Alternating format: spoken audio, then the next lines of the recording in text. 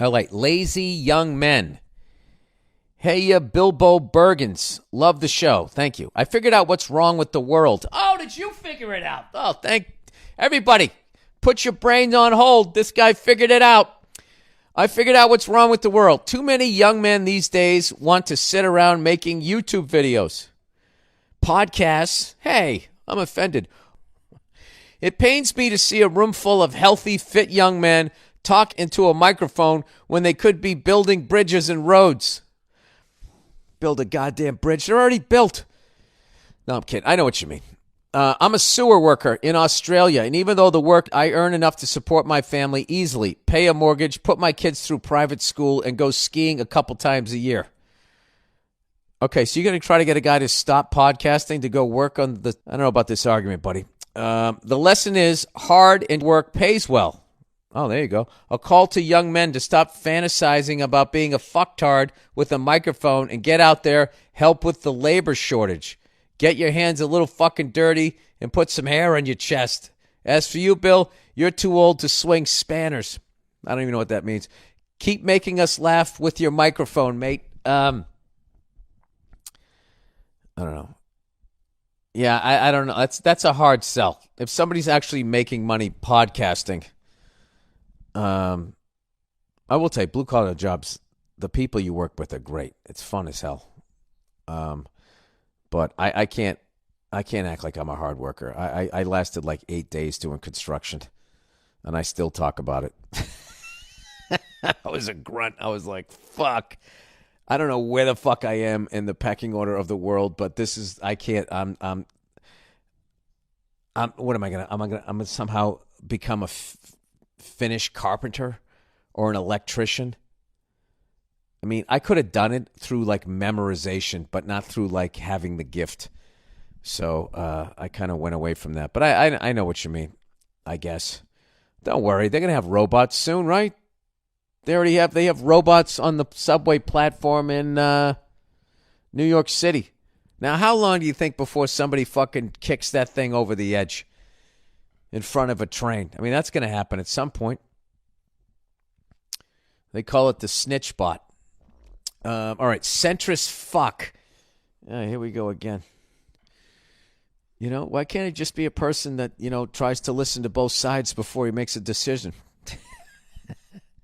You either on this side or the wrong side. Shut the fuck up.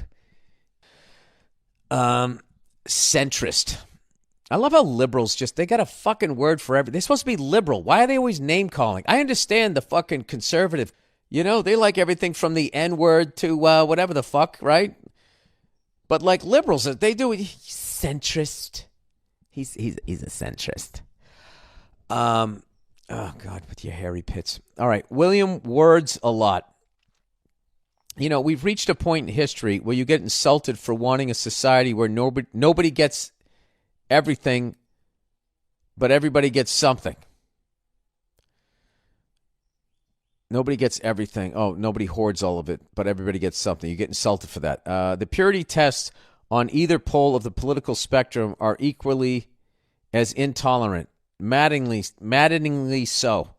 Yeah, that's why I have somehow, you know, maybe that's a good argument for people to call you centrists. It's like, you ever think maybe if you liberals weren't such fucking intolerable while calling yourselves liberal, I could fucking, you know, listen to you a little more? You know? And I'm not into the conservative side either, Lloyd. That's just like, it just should just be for white people. Which really is what so much of their shit comes down to. And then you have the other people, it's just like, hey, it's fucking, you know, we got to fucking, you know, whatever the fuck they're talking about. You say, use these words, or you can, I'm going to fucking come at you. I don't even know. I don't even give a fuck. I can't even make a fucking intelligent argument for either side. I'm just sick of them. I'm sick of how you can't even look at a fucking pickup truck on Instagram without somebody like politicizing it. You know, hey, snowflake, this is what a real truck sounds like, you fucking dick-sucking snowflake. It's just like, I can't just enjoy this F-150. You know, I don't get me fucking started. And then liberals out here, flyover state. It's like, you're from that state, you douche. I get it. Somebody hung you by your underwear from the door, and now you can never go back there. And you think just because you moved that you're somehow successful. All right. See, I'm not a centrist. I'm a separatist. All right. Though I don't personally subscribe to either of the major parties, there is one streak of libertarianism that makes sense. My rights end where yours begin. I like that. You know, I don't want to be the guy telling somebody what the fuck they can and can't do, but I also don't want somebody doing something that, you know, is fucking with my ability to be happy. You know, we should just, okay, hey, I want to do this, you want to do that. Let's find a fucking middle ground. I don't understand what the problem with that is. Anyways, it says e pluribus unum. I don't know what that means. On lots of USA stuff like our coins. I'm supposed to go USA, stuff like our coins. But Americans don't know Latin. Most people don't know Latin. People always shitting on America. You know what I mean? You're just jealous of our movies and our blue jeans, man. It means out of many, one. All right, can you now tell me what that means? Out of many, one. Oh, all of us make one? Jesus Christ. How fucking annoying was that whole fucking paragraph? Most of you guys, you know, Americans don't know Latin. Here's the Latin phrase, and here's what it means in English, and I'm still not smarter or more informed. Anyway, being able to consider both sides of an argument is now a radical school of thought that puts you in the crosshairs of the left and the right, which proves my point. Oh, gee, what happened here? We're just listening to you make a point. You didn't prove your point. Someone who doesn't agree with you then says, you know what, you proved your point. Did you just bestow that fucking victory on yourself? Huh? You fucking self-ribbon-giving motherfucker? Sorry. Those that claim their side is the tolerant one is completely full of shit. That's true. They're both completely intolerant. And the extremes of both sides. I don't see why I should have to be at work between a Bible misappropriating holy roller and a non-binary pansexual who identifies as a ferret.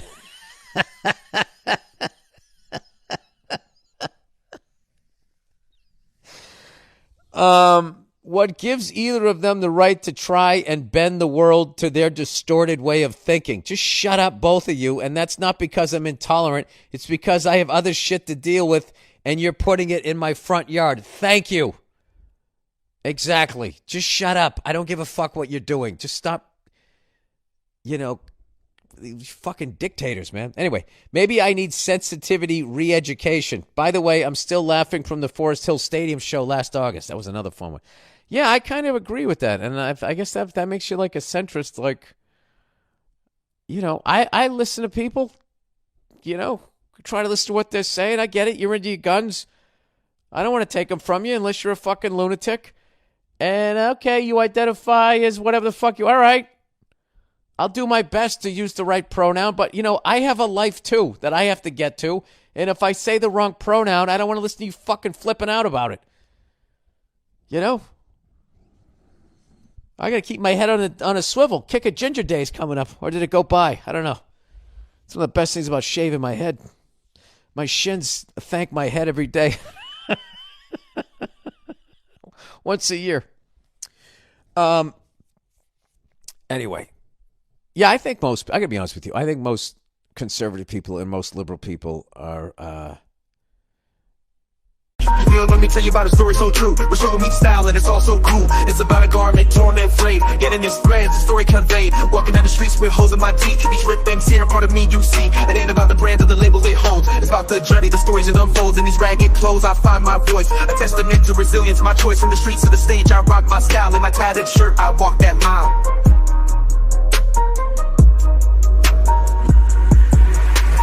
Ripped and torn, but still I stand in my ragged attire. I command, it's not just fabric, it's a statement. I preach in my threadbare garment, I find my reason.